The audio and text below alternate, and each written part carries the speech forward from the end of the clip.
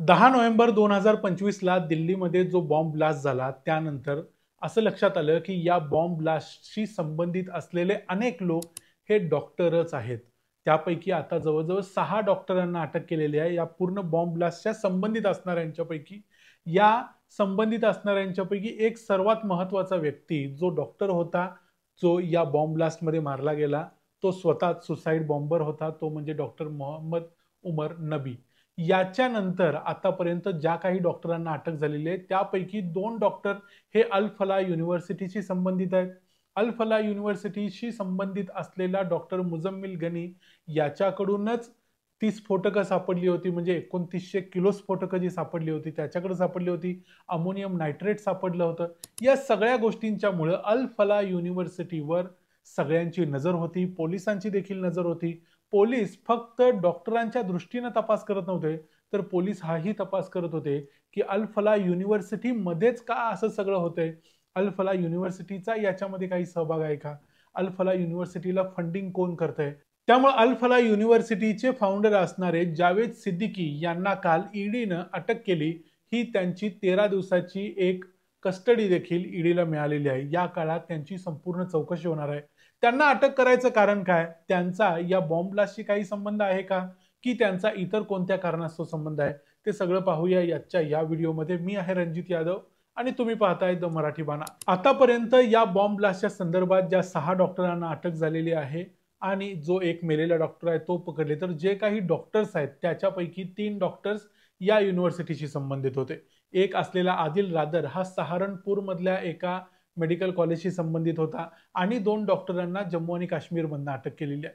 त्यांच्यापैकी जो मुजम्मिल गनी होता त्याच्याकडे 2900 किलो स्फोटकं सापडली होती आणि 350 किलोचं अमोनियम नायट्रेट सापडलं होतं. जी शाहीन शाहिद या कटामध्ये सहभागी होती, जी एक महिला होती जिला अटक करण्यात आलेली आहे, ही महिला ही जमात उल मोमिनात नावाच्या जैश ए मोहम्मदच्या महिला संघटनेची प्रमुख होती आणि ती इथल्या भारतातल्या मुस्लिम महिलांच्या मधून या दहशतवादी संघटनेसाठी महिलांना रिक्रुटमेंट करायचं काम करत होती. या सगळ्या दहशतवाद्यांनी अल फला युनिव्हर्सिटीचा वापर त्यांच्या संपूर्ण प्लॅनिंगसाठी केला होता. याशिवाय स्फोटकं साठवण्यासाठी, त्यांच्या गाड्या पार्क करण्यासाठी, त्यांच्या गाड्यांमध्ये जी स्फोटकं बसवायची होती त्याच्याबद्दलचे प्रयोग करण्यासाठी अल फला युनिव्हर्सिटीच्या प्रिमाइसेसचा वापर केला गेला. पोलिसांनी सांगितलं की रूम नंबर 13 बिल्डिंग नंबर 17 मध्ये या संपूर्ण दिल्लीच्या कटाचं प्लॅनिंग झालं होतं आणि यासाठी अल फला युनिव्हर्सिटीमध्ये या दहशतवाद्यांना पोषक असं वातावरण कदाचित निर्माण केलं गेलं होतं. त्यामुळेच हे सगळं घडून आलं. म्हणून अल फला युनिव्हर्सिटी संपूर्णपणे स्कॅनरमध्ये आली. एक प्रकारे NIA या दहशतवादी हल्ल्याच्या दृष्टीने त्यांचा तपास करत होते, त्याचवेळी ईडीची देखील त्यांच्यावर धाड पडली आणि ईडीनं मागच्या काही दिवसांमध्ये जवळजवळ 19 वेगवेगळ्या लोकेशन्सवरती अल फलाच्या ऑफिसमध्ये, प्रिमाइसेसमध्ये, त्यांच्या हॉस्टेल्समध्ये अनेक ठिकाणी चौकशी केली आणि त्यांचे सगळे अकाउंट शोधून काढले आणि त्यांच्या असं लक्षात आले की एकूण साधारणतः 415 कोटी रुपयांचा काहीतरी मोठा भ्रष्टाचार इथं उघडकीस येऊ शकतो. इथं भ्रष्टाचाराचा अर्थ असा होतो की 415 कोटी रुपये कोणत्या पद्धतीने या युनिव्हर्सिटीकडे आलेत, जे मागच्या काही वर्षांमध्ये आलेले आहेत, त्याचा काहीही अर्थ लागत नाहीये. म्हणजे युनिव्हर्सिटीचं जे इन्कम ऍक्च्युली असायला पाहिजे, तिथली जी स्टुडंटची मर्यादा आहे त्याच्याप्रमाणे जर बघितलं तर युनिव्हर्सिटीचं इन्कम हे त्यांच्या ऍक्च्युली जेवढं इन्कम असायला पाहिजे त्याच्यापेक्षा खूप जास्त आहे, असं ईडीचं म्हणणं आहे. ईडीनं कोर्टात असं देखील सांगितलं की या युनिव्हर्सिटीला UGCची ग्रँट मिळालेली नाही, तरी देखील ही युनिव्हर्सिटी असं सांगते की UGCची ग्रँट मिळालेली आहे. NAACचं जे अक्रेडिशन मिळायला पाहिजे होतं ते नसताना देखील चुकीचं अक्रेडिशन दाखवलं जातंय. या गोष्टींच्या बद्दलच्या FIR या युनिव्हर्सिटीवर अगोदर दाखल झालेल्या होत्याच. त्यामुळे युनिव्हर्सिटीचे जे फाउंडर आहेत जावेद अहमद सिद्दीकी यांना अटक करण्यात आलेली आहे आणि त्यांच्याकडून आता पुढच्या 13 दिवसात संपूर्ण या प्रकरणाची चौकशी केली जाणार आहे. Prevention of money laundering act 2002 या कायद्याअंतर्गत यांना अटक करण्यात आलेली आहे. ईडीनं या ठिकाणी असं देखील सांगितलं की 415 कोटीचं इन्कम आहे, त्यापैकी 2017-18 साली या युनिव्हर्सिटीचं एकूण रेव्हेन्यू होता साधारणपणे 24 कोटी रुपये.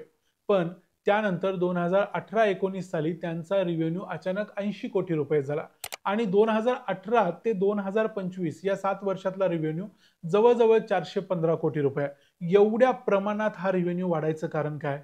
या युनिव्हर्सिटीचे जे काही अकाउंट्स आहेत ते तपासल्यानंतर असं लक्षात येतं की युनिव्हर्सिटीला अनेक वेगवेगळ्या ठिकाणाहून उत्पन्न आलेलं आहे. या युनिव्हर्सिटीनं अनेक खोट्या शेल कंपन्या तयार केलेल्या आहेत. त्या कंपन्यांमध्येही पैसे ट्रान्सफर झालेले आहेत. याशिवाय या युनिव्हर्सिटीचे जे फाउंडर आहेत त्यांच्या फॅमिली मेंबर्सच्या किंवा इतर लोकांच्या अकाउंट्समध्ये देखील पैसे ट्रान्सफर झालेले आहेत.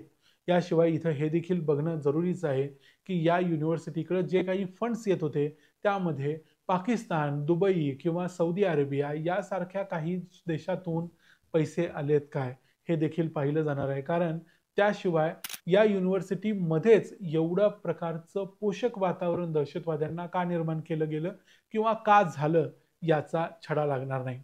या युनिव्हर्सिटीनं किंवा युनिव्हर्सिटीमधल्या आणखी काही डॉक्टरांनी आतापर्यंत अनेक वेळा असं सांगितलेलं आहे की जे काही केलंय त्या डॉक्टरांनी इंडिव्हिज्युअल कपॅसिटीमध्ये केलंय. आमचा म्हणजे युनिव्हर्सिटीचा याच्याशी काहीही संबंध नाही असं सांगितलं असताना युनिव्हर्सिटी अनेक वेगवेगळ्या गोष्टींमध्ये दोषी आहे असं लक्षात येते. जसं की UGC ग्रँट असेल, NAACचं अक्रेडिशन असेल, जसं हे फंड ट्रान्सफर्स असतील.